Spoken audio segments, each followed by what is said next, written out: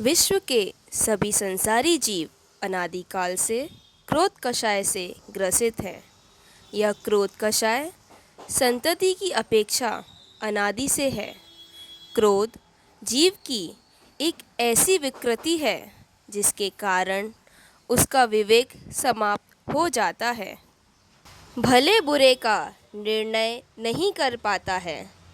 क्रोधी व्यक्ति जिस पर क्रोध करता है उसे भला बुरा बोलने लगता है, कभी कभी मारने भी लगता है और स्वयं की जान की परवाह न करते हुए तीव्र क्रोध कषाय में स्वयं के मरण को भी नहीं गिनता।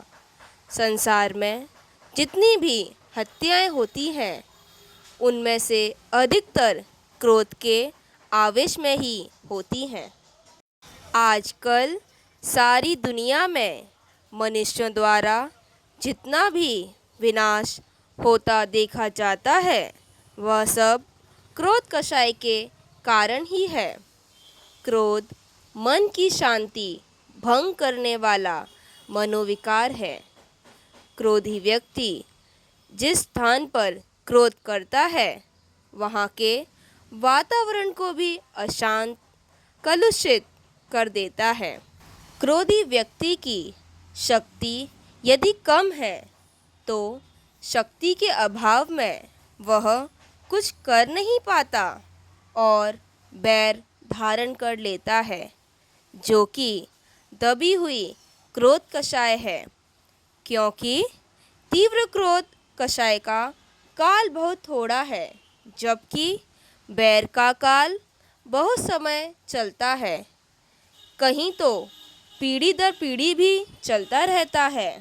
बैर को छोड़कर यह सभी बाह्य क्रोध की चर्चा है। इस तरह से क्रोध को हम दो भागों में बांट सकते हैं, अंतरंग क्रोध और बहिरंग क्रोध। क्योंकि बहिरंग क्रोध तो संसार दशा में ज्ञानी और अज्ञानी दोनों के हो सकता है, परंतु ज्ञानी के अंतरंग क्रोध नहीं होता, केवल बहिरंग क्रोध दिखाई देता है। क्योंकि ज्ञानी के श्रद्धान में पर पदार्थ इष्ट अनिष्ट भाषित नहीं होते, इसलिए पर पदार्थों का कर्ता भोक्ता अपने आप को नहीं मानता। शास्त्रीय भाषा में कहें तो अनंतानुबंधी कषाय का अभाव होता है और संसार दशा में कर्मोदय के कारण ज्ञानी की बाह्य स्थिति भी अज्ञानियों से हीन हो सकती है। ज्ञानी को चारित्र मोहनीय कर्म के कारण इसी तरह के संसार के बंधन में रहना पड़ता है। ऐसी परिस्थिति में ज्ञानी की भी बाह्य परिस्थिति भी अज्ञानी जैसी दिखाई देती है। इसलिए सम्यक दर्शन के साथ कषाय का अभाव ही वास्तव में उत्तम क्षमा है, जो अपना स्वभाव है।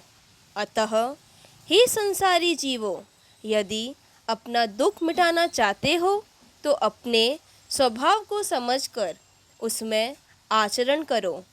उत्तम क्षमा धर्म की जय।